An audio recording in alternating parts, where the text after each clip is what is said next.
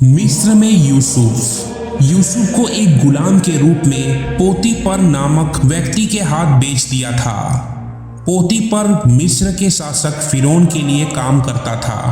पोतीपर को यकीन था कि प्रभु ने यूसुफ की मदद की थी। उसने यूसुफ पर भरोसा किया और अपने घर का कामकाज और सब कुछ उसके हाथों में सौंप दिया था।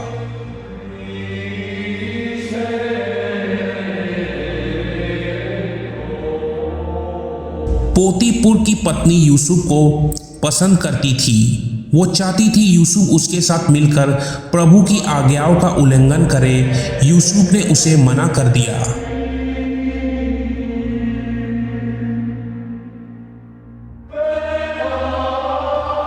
पोतीपर की पत्नी ने उसकी एक ना सुनी, इसलिए यूसुफ वहां से भाग गया। वो यूसुफ पर गुस्सा थी।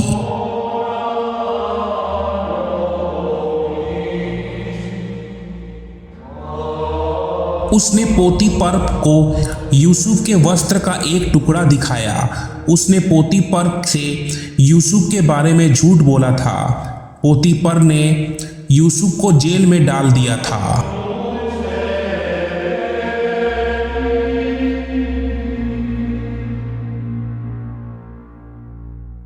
यूसुफ को उसके परिवार से अलग कर दिया गया।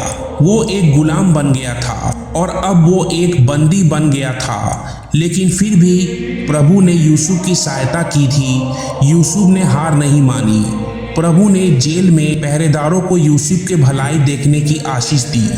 वो रक्षक उस पर भरोसा करने लगा, इसलिए उसने अन्य कैदियों को यूसुफ के हाथ में सौंप दिया था।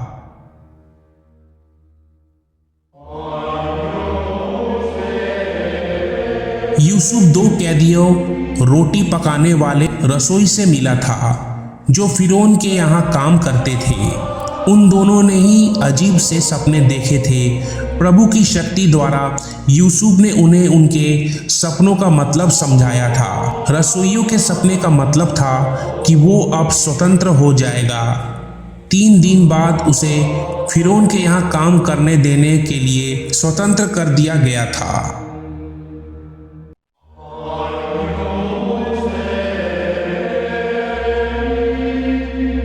एक दिन फिरौन अपने सपनों से परेशान हो गया।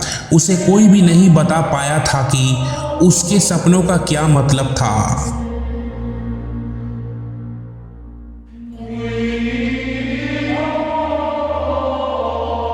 तब रसोइयों को याद आया कि यूसुफ उन सपने का मतलब बता सकता था।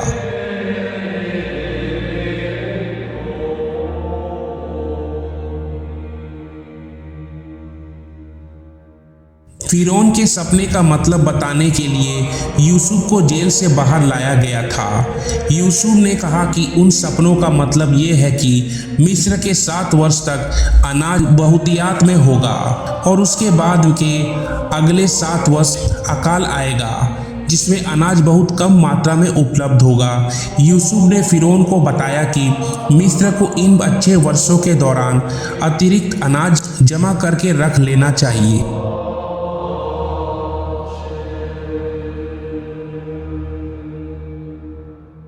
फिरौन जानता था कि यूसुफ ने उसके सपनों के बारे में जो कुछ कहा था वो सच था। उसने यूसुफ को जेल से मुक्त कर दिया और उस मिस्र का एक बड़ा अधिकारी बना दिया।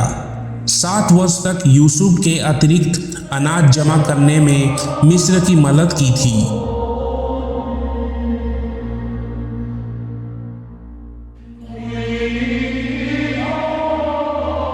उसके बाद अकाल आया।